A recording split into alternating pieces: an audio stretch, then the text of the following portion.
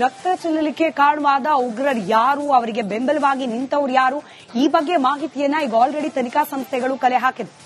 ಆದ್ರೆ ಪಹಲ್ಗಾಮ್ಗೆನೆ ಬಂದು ದಾಳಿ ನಡೆಸಿದ ಸಂದರ್ಭದಲ್ಲಿ ಯಾರೆಲ್ಲ ಅವರ ಸಹಾಯಕ ನಿಂತರು, ಈ ಉಗ್ರರ ಪ್ಲಾನಿಂಗ್ ಯಾವ ರೀತಿ ಇತ್ತು, ಇದರ ಬಗ್ಗೆ ತನಿಖೆಯನ್ನ ಮುಂದುವರೆಸಿದೆ. ಎನ್ಐಎ ತನಿಖೆ ಸಂದರ್ಭದಲ್ಲಿ ಮತ್ತಷ್ಟು ಸಂಗತಿಗಳು ಇದೀಗ ಬಯಲಾಗ್ತಾ ಇದೆ. ಪಹಲ್ಗಾಮ್ ಜೊತೆಗೆ ಬೇರೆ 3 ಸ್ಥಳಗಳಲ್ಲೂ ಕೂಡ ದಾಳಿ ನಡೆಸುವ ಇರಾದೆಯನ್ನ ಇದೇ ಉಗ್ರರು ಹೊಂದಿದ್ರು ಅನ್ನೋ ಮಾಹಿತಿ ಕೂಡ ತನಿಖೆ ಸಂದರ್ಭದಲ್ಲಿ ಬೆಳಕಿಗೆ ಬಂದಿದೆ. ಉಗ್ರರ ಬಂಧಿತ ಸಹಾಯಕರ ವಿಚಾರಣೆ ಸಂದರ್ಭದಲ್ಲಿ ಈ ಸತ್ಯ ಬಯಲಾಗಿದೆ. ದಾಳಿಗೂ 2 ದಿನ ಮೊದಲೇ ಬೈಸರನ್ ಕಣಿವೆ ಯಾವ ಜಾಗದಲ್ಲಿ 26 ಮಂದಿ ಅಮಾಯಕ ಪ್ರಯಾಣಿಕರ ಹಾಗೆ ಸ್ಥಳೀಯನೋರ್ವ 25 ಮಂದಿ ಪ್ರವಾಸಿಗರು ಹಾಗೆ ಓರ್ವ ಸ್ಥಳೀಯನ ಪ್ರಾಣವನ್ನ ತೆಗೆದ್ರು ಉಗ್ರರು, ಅದೇ ಜಾಗದಲ್ಲಿ 2 ದಿನ ಮೊದಲೇ ರೆಕ್ಕಿ ಮಾಡಿದ್ರು ಉಗ್ರರು. ಏಪ್ರಿಲ್ 15ಕ್ಕೆ ಪಹಲ್ಗಾಮ್ ಅನ್ನ ತಲುಪಿದ್ದ ಪಾಕ್ನ ನರರೂಪಿ ರಾಕ್ಷಸರು ಬೈಸರನ್ ವ್ಯಾಲಿ ಸೇರಿದಂತೆ 3-4 ಸ್ಥಳಗಳ ಪರಿಶೀಲನೆಯನ್ನ ನಡೆಸಿದ್ದಾರೆ. ಬೈಸರನ್ ಜೊತೆಗೆ 3 ಸ್ಥಳಗಳು ಅರು ಕಣಿವೆ ಹಾಗೆ ಸ್ಥಳೀಯ ಮನರಂಜನಾ ಉದ್ಯಾನ ಹಾಗೆ ಬೇತಾಬ್ ಕಣಿವೆ, ಈ 3 ಜಾಗಗಳಲ್ಲೂ ಕೂಡ ಸ್ಥಳ ಪರಿಶೀಲನೆ ನಡೆಸಿದ್ದಾರೆ. ಈ 3 ಸ್ಥಳಗಳಲ್ಲೂ ಕೂಡ ಭಯೋತ್ಪಾದಕರು ವಿಧ್ವಂಸಕ ಕೃತ್ಯವನ್ನ ನಡೆಸಬೇಕು ಅನ್ನೋ ಇರಾದೆಯನ್ನ ಹೊಂದಿದ್ರು. ಆದ್ರೆ ಅಲ್ಲಿನ ಭದ್ರತಾ ವ್ಯವಸ್ಥೆಯನ್ನ ಗಮನಿಸಿ ಕಡೆಗೆ ಅತಿ ಕಡಿಮೆ ಭದ್ರತಾ ವ್ಯವಸ್ಥೆ ಇದ್ದಂತಹ ಬೈಸರನ್ ಕಣಿವೆಯನ್ನೇ ಆಯ್ಕೆ ಮಾಡಿಕೊಂಡಿದ್ದಾರೆ. ಉಗ್ರರಿಗೆ ನೆರವಾಗಿದ್ದ 20 ಮಂದಿ ಸಹಾಯಕರನ್ನ ಗುರುತು ಪತ್ತೆ ಹಚ್ಚಲಾಗಿದೆ. ಎನ್ಐಎ ಮೂಲಗಳ ಪ್ರಕಾರ 4 ಸಹಾಯಕರಿಂದ ಈ ಬೈಸರನ್ ಕಣಿವೆಯಲ್ಲಿ ವಿಧ್ವಂಸಕ ಕೃತ್ಯವನ್ನ ನಡೆಸಲಿಕ್ಕೆ ಉಗ್ರಗಾಮಿಗಳಿಗೆ ನೆರವು ಸಿಕ್ಕಿದೆ ಅನ್ನೋ ಮಾಹಿತಿ.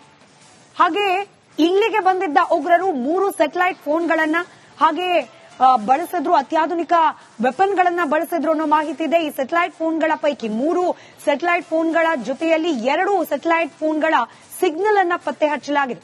ಒಟ್ಟು 2500 ಮಂದಿ ಶಂಕಿತ ಉಗ್ರರನ್ನ ಎನ್ಐಎ ಗುರುತಿಸಿದೆ. ಬಹುತೇಕರನ್ನ ಹಾಗೆ ಅವರ ಸಹಾಯಕರನ್ನ ಬಂಧಿಸಿ ವಿಚಾರಣೆಗೂ ಕೂಡ ಒಳಪಡಿಸಿದೆ. ಮತ್ತೊಂದು ಕಡೆ ಪಹಲ್ಗಾಮ್ನಲ್ಲಿ ರಕ್ತ ಚೆಲ್ಲಲಿಕ್ಕೆ ಕಾರಣವಾದ ಉಗ್ರರು ಯಾರು, ಅವರಿಗೆ ಬೆಂಬಲವಾಗಿ ನಿಂತವರು ಯಾರು, ಈ ಬಗ್ಗೆ ಮಾಹಿತಿಯನ್ನ ಈಗ ಆಲ್ರೆಡಿ ತನಿಖಾ ಸಂಸ್ಥೆಗಳು ಕಲೆ ಹಾಕಿದೆ.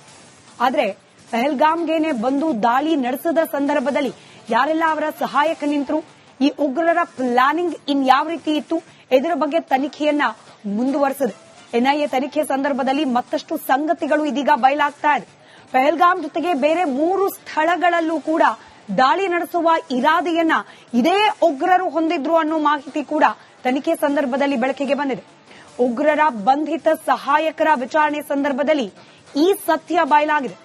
ದಾಳಿಗೂ 2 ದಿನ ಮೊದಲೇ ಬೈಸರನ್ ಕಣಿವೆ ಯಾವ ಜಾಗದಲ್ಲಿ 26 ಮಂದಿ ಅಮಾಯಕ ಪ್ರಯಾಣಿಕರ ಹಾಗೆ ಸ್ಥಳೀಯನೋರ್ವ 25 ಮಂದಿ ಪ್ರವಾಸಿಗರು ಹಾಗೆ ಓರ್ವ ಸ್ಥಳೀಯನ ಪ್ರಾಣವನ್ನ ತೆಗೆದ್ರು ಉಗ್ರರು, ಅದೇ ಜಾಗದಲ್ಲಿ 2 ದಿನ ಮೊದಲೇ ರೆಕ್ಕಿ ಮಾಡಿದ್ರು ಉಗ್ರರು.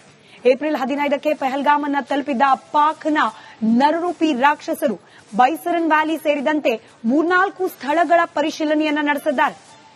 ಬೈಸರನ್ ಜೊತೆಗೆ 3 ಸ್ಥಳಗಳು ಅರು ಕಣಿವೆ ಹಾಗೆ ಸ್ಥಳೀಯ ಮನರಂಜನಾ ಉದ್ಯಾನ ಹಾಗೆ ಬೇತಾಬ್ ಕಣಿವೆ, ಈ 3 ಜಾಗಗಳಲ್ಲೂ ಕೂಡ ಸ್ಥಳ ಪರಿಶೀಲನೆ ನಡೆಸಿದ್ದಾರೆ. ಈ 3 ಸ್ಥಳಗಳಲ್ಲೂ ಕೂಡ ಭಯೋತ್ಪಾದಕರು ವಿಧ್ವಂಸಕ ಕೃತ್ಯವನ್ನ ನಡೆಸಬೇಕು ಅನ್ನೋ ಇರಾದೆಯನ್ನ ಹೊಂದಿದ್ರು. ಆದ್ರೆ ಅಲ್ಲಿನ ಭದ್ರತಾ ವ್ಯವಸ್ಥೆಯನ್ನ ಗಮನಿಸಿ ಕಡೆಗೆ ಅತಿ ಕಡಿಮೆ ಭದ್ರತಾ ವ್ಯವಸ್ಥೆ ಇದ್ದಂತಹ ಬೈಸರನ್ ಕಣಿವೆಯನ್ನೇ ಆಯ್ಕೆ ಮಾಡಿಕೊಂಡಿದ್ದಾರೆ. ಉಗ್ರರಿಗೆ ನೆರವಾಗಿದ್ದ 20 ಮಂದಿ ಸಹಾಯಕರನ್ನ ಗುರುತು ಪತ್ತೆ ಹಚ್ಚಲಾಗಿದೆ. ಎನ್ಐಎ ಮೂಲಗಳ ಪ್ರಕಾರ 4 ಸಹಾಯಕರಿಂದ ಈ ಬೈಸರನ್ ಕಣಿವೆಯಲ್ಲಿ ವಿಧ್ವಂಸಕ ಕೃತ್ಯವನ್ನ ನಡೆಸಲಿಕ್ಕೆ ಉಗ್ರಗಾಮಿಗಳಿಗೆ ನೆರವು ಸಿಕ್ಕಿದೆ ಅನ್ನೋ ಮಾಹಿತಿ.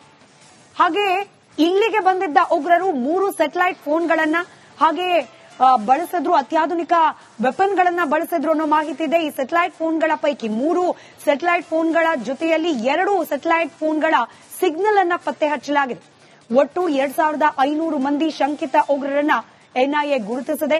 ಬಹುತೇಕರನ್ನ ಹಾಗೆ ಅವರ ಸಹಾಯಕರನ್ನ ಬಂಧಿಸಿ ವಿಚಾರಣೆಗೂ ಕೂಡ ಒಳಪಡಿಸಿದೆ.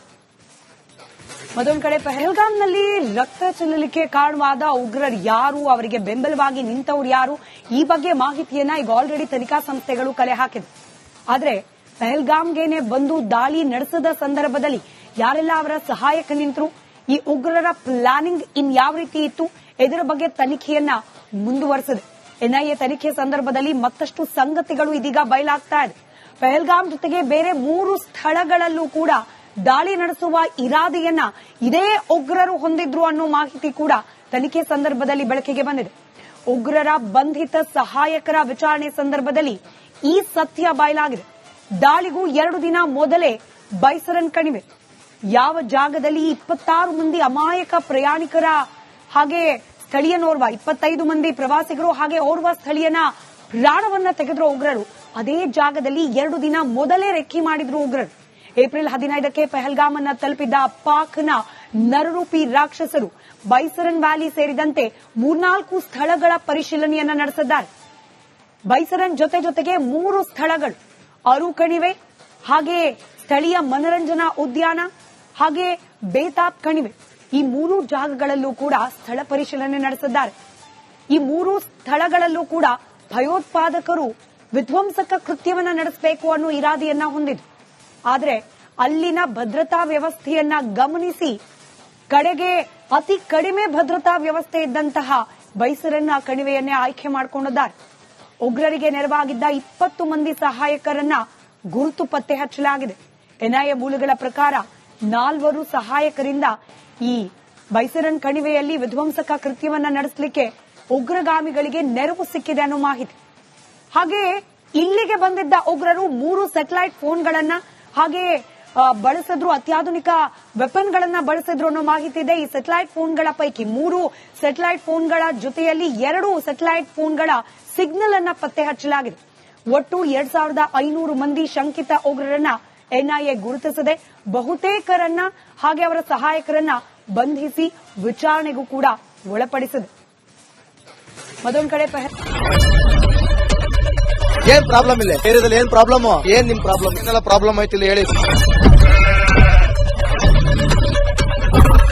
ಏನ್ರಿ ನಿಮ್ ಪ್ರಾಬ್ಲಮ್ ಏನ್ ನಿಮ್ ಪ್ರಾಬ್ಲಮ್ ಅಂತ ಹೇಳಿ. ಯಾರಪ್ಪ ನಗರಕ್ಕೆ ಗಾಂಧಿನಗರ, ದಾಸರಹಳ್ಳಿ, ರಾಜರಾಜೇಶ್ವರಿ ನಗರ, ಚಾಮರಾಜಪೇಟೆ, ಹುಬ್ಬಳ್ಳಿ, ಚನ್ನಮರುತ್ತದ ಮೈಸೂರಿಗೆ ಬಂದಿರೋದು.